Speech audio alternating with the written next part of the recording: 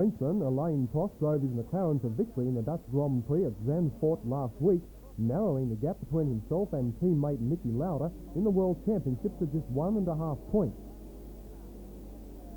The Austrian took second place behind Prost as the two McLaren drivers dominated the race. Prost went into the lead after Nelson Piquet of Brazil stopped with engine trouble in his Brabham after only 11 laps.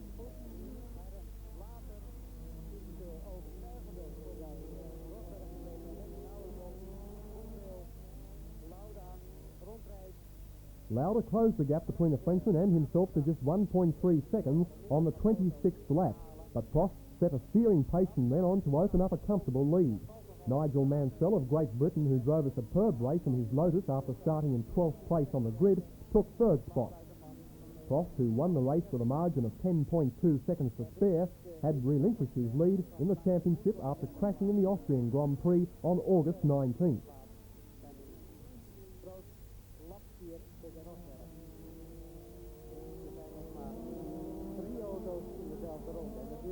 Lauda took advantage to win his homeland and open a lead at the top of the table. Prost's Dutch victory gives him a total of 52.5 points, behind Lauda with 54 points. Over de streep. Niki Lauda komt daar ongeveer een halve minuut.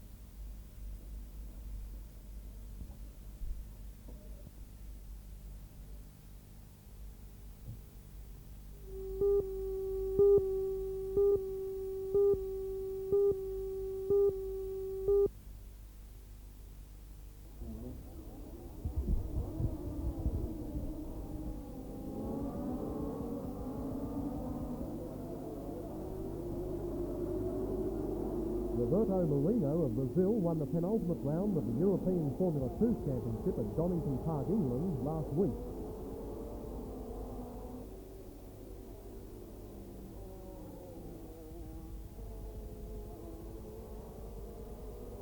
Merino was in third place until lap 36, when, along with the leader, New Zealander Mike Stackwell, and Emmanuel Pirro of Italy, he hit an oil slip.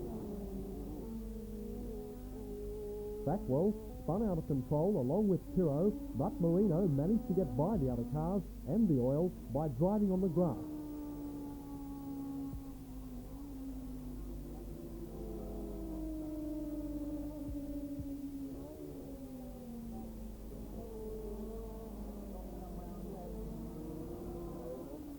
The Brazilian managed to hold on to the lead and take the race with a 14-second margin. Pirro was second, Christian Danner of West Germany was third, and Stackwell managed to recover to finish fourth.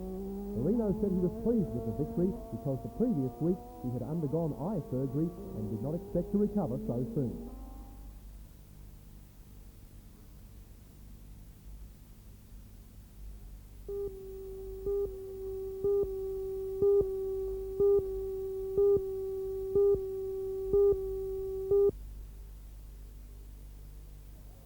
Two British drivers and 4 spectators were injured last week during a crash in the 1000 Lakes Car Rally in Jyväskylä, Finland. British driver Julian Roderick and his co-driver David Allen were injured when their car left the road early in the race. The car struck 4 spectators who were apparently in prohibited areas at the time of the crash. None of the injured were seriously hurt. Police said the accident was the result of human error. The crash occurred in the second special stage of the rally, the 9th race of the 12 World Championship events this year. Officials had declared the tough finish course safe, though there was a fatal accident on the track during the last rally. Finland dominated the rally with Ari Vartanen, Markku Allen and Henry Koivunen placing first, second and third. Sweden's Stig Blomqvist finished fourth and increased his lead in the overall standings. He now has 113 points, 23 ahead of Allen and 27 ahead of Finnish driver Hannu Mikkola, with 3 events left. Mikkola was forced to drop out of this rally after his car was damaged on the bumpy road.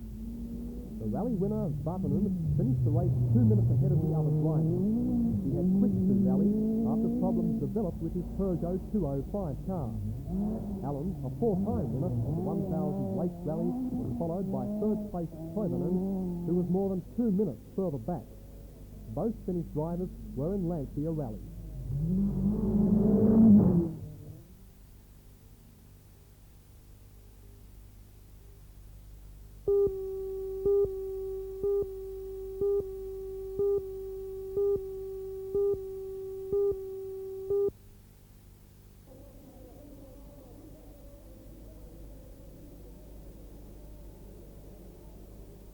The Rothmans Porsche team scored a 1-2 victory for the first time this season when they took first and second place in the World Endurance Race at Spa in Belgium last week. The driving partnership of Derek Bell and Stefan Beloff in car number 2 took first place from their teammates in car number 1, Jackie Eek and Johan Mack. Third was the Kagia Brunn Porsche of Oscar Larari and the Fimo Segala. The 144-lap 1,000-kilometre race run in heatwave conditions through the Ardennes Forest took its toll on the cars. Most of the cars in the large field suffered some form of engine problem, and even the eventual winners were hampered by persistent fuel feed misfire.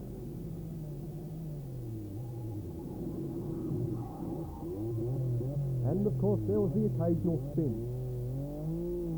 The result of the Spa race has confirmed Porsche as the winner of the Manufacturers' World Endurance Championship for 1984. It's the third year they have taken the title. It also keeps Johan Mass in the lead for the Drivers' Championship, although both Beloff and Bell are now drawing closer to him. The championship now moves on to Imola in Italy in 2 weeks' time.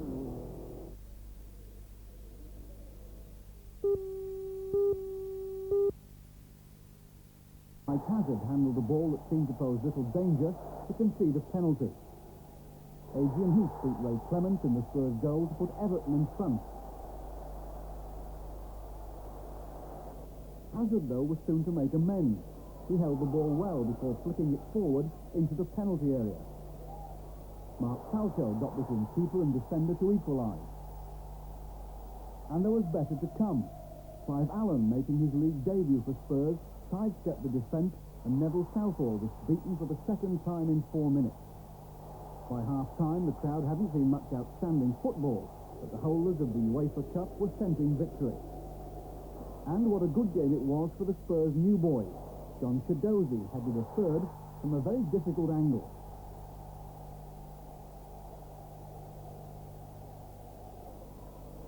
And in defence too, Spurs were able to cope with the best that Everton had to offer, turning difficult moments to good advantage.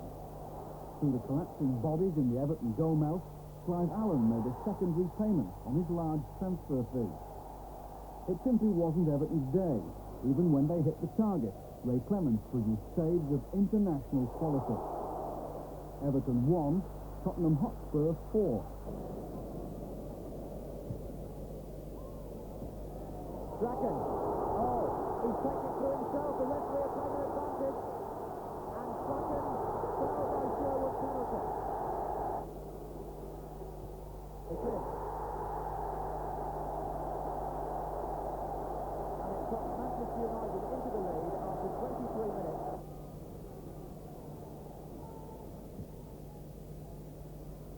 And there's Riley, and there's Blissett, and it's Callahan. Yes, they've done it.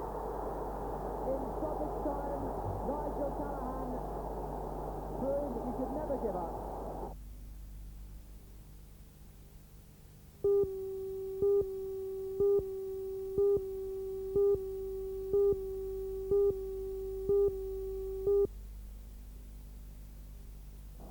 Everton, the current English Football Association Cup holders, took their first victory of the new season early last week when they defeated London club Chelsea 1-0.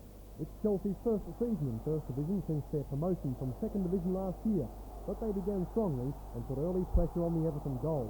Their striker Kerry Dixon hit the crossbar with a shot early in the game and followed it up with another near miss shortly afterwards.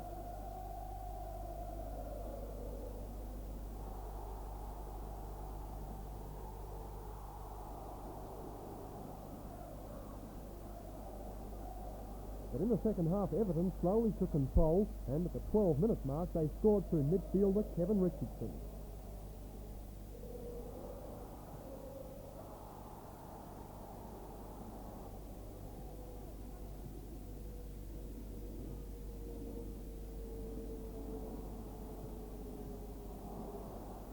Mark Grew was a late choice in the Ipswich goal in a match where substitutions during the game really decided the issue. Kevin O'Callaghan, taken off later, tested Gary Bailey early on, And United needed luck as well as Bailey's skill when Butcher caught them in a tangle from the corner.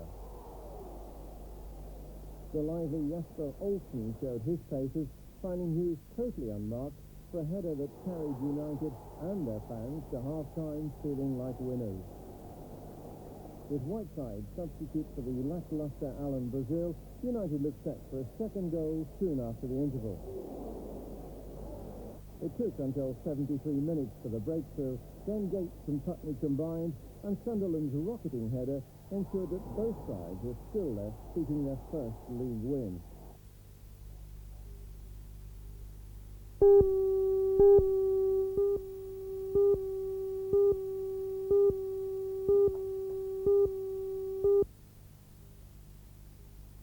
The surf gradually built up for the semi-final duel between Shane Horan and Sean Thompson from South Africa. Thompson turned on an inspired performance. His flamboyant style has kept him at the top of the world ranking for the past 8 years. Shane Horan's been up there too for the past 5 years. And this year, he's got the added benefit of a wing keel, designed by Ben Lexton. Shane scored a good victory over Thompson and marched back down to the water with Britain's Martin Potter for the final. Potter has been on the international circuit since he was 15. He's now 18. These two treated the huge crowd here to the best surfing of the competition.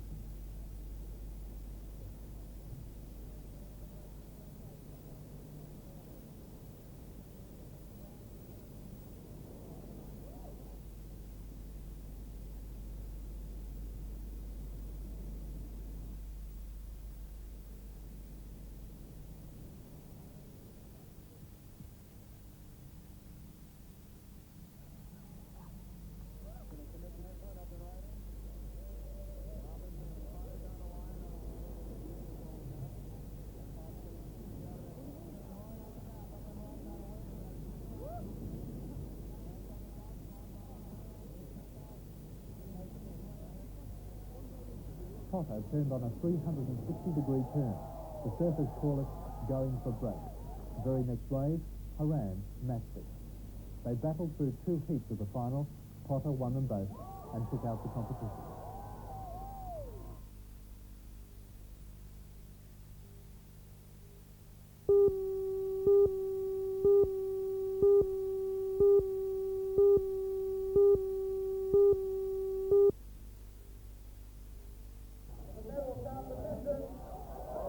It was the World Belly Flop and Cannonball Diving Championship, and it drew 16 big ones.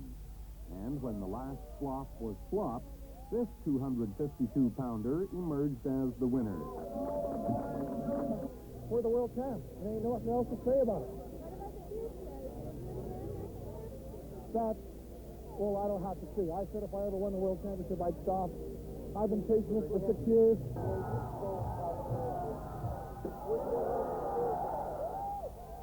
The runner-up was Mike Partolano of Struthers, Ohio, who weighs in at 440 pounds. This event is not to be taken lightly. That's the word from the commissioner of the World Belly Flop and Cannonball Diving Championship. This will be a demonstration event in Seoul, and we're hoping that all the champions who came here today will be going to South Korea to demonstrate to the world how great this event is.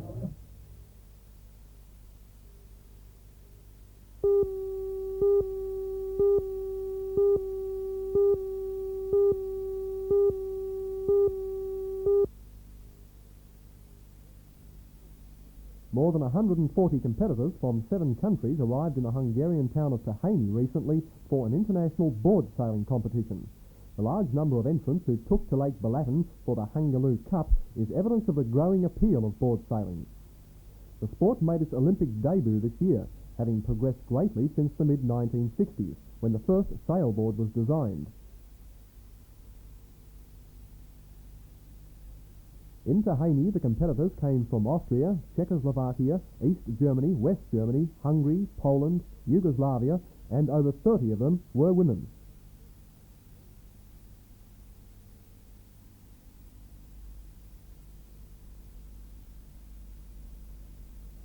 The start of the race was delayed because of bad weather, but once it began, the competitors made good use of the prevailing winds.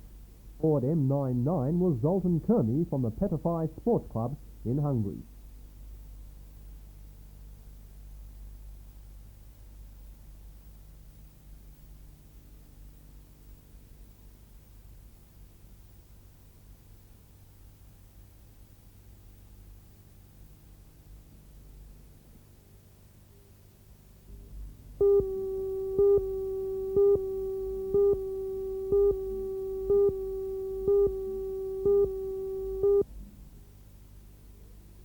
An American League baseball game between the California Angels and the New York Yankees at Anaheim recently was disrupted by an all-in brawl involving players from both sides. The fight broke out in the 5th inning of the game when the Yankees pitcher Ray Fontenot threw the ball and narrowly missed Angel center fielder Juan Bequez. The pitch was apparently in retaliation for an earlier incident when a pitch in the 4th inning from an Angel pitcher struck Yankee player Roy Meacham on the head. At the time, Meacham was restrained from hitting the pitcher by his teammates. But after the second incident, both teams poured onto the field. A brawl began and fighting continued for several minutes, involving among others the baseball stars Reggie Jackson and Dave Winfield. Eventually, 3 players were thrown out of the game by referees, and the match continued with the Yankees winning 5-3. Will be out of the game, and everybody might be out of the game. No, Fontenot will be out, and Yogi will be out.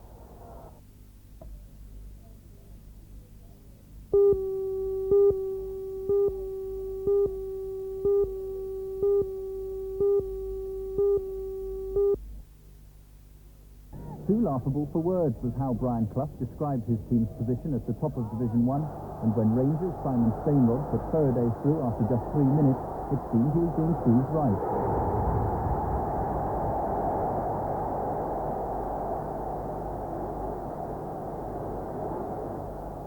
Time after time, the Forest defence was stretched. After 8 minutes, Faraday was unlucky not to notch his second. But Rangers didn't have to wait long to go further ahead, and what a superbly worked goal it was. Stainrod and Gregory combining to give Gary Bannister his chance.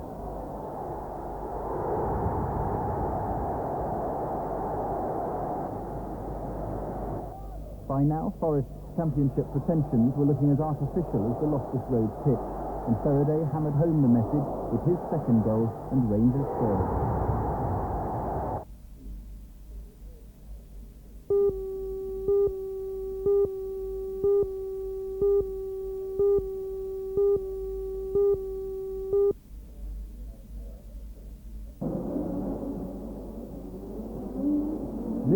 Recorded his 5th win of the season at the Italian Grand Prix last week.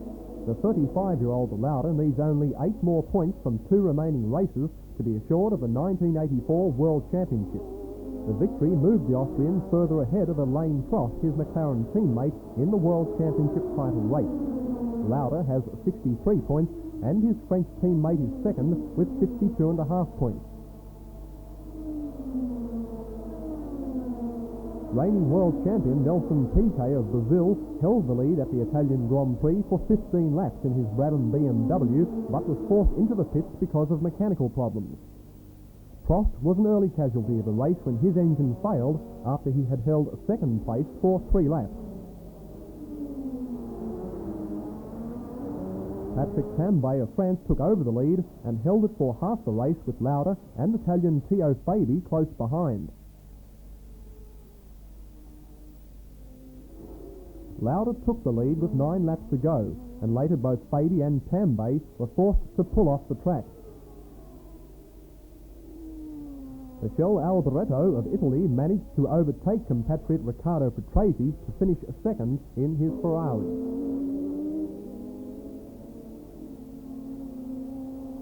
Patrese, driving an Alfa Romeo, was third. Lauda said after the race that he took it easy during the early laps because of pain from a back injury which had troubled him in the practice sessions earlier in the week.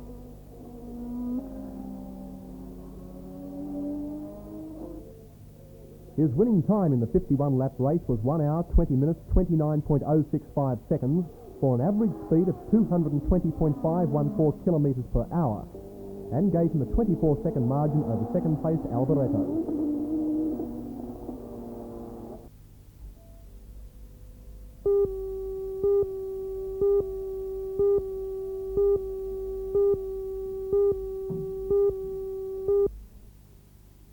Until the strike is settled, Spain's highly paid soccer stars have agreed to carry on training, albeit without much real enthusiasm. They've voted overwhelmingly not to play any league matches from tomorrow until their demands are met. Wealthy clubs like Real Madrid, where some of these players earn over £1,500 a week, are so incensed that they intend to beat the strike by fielding non-union teams.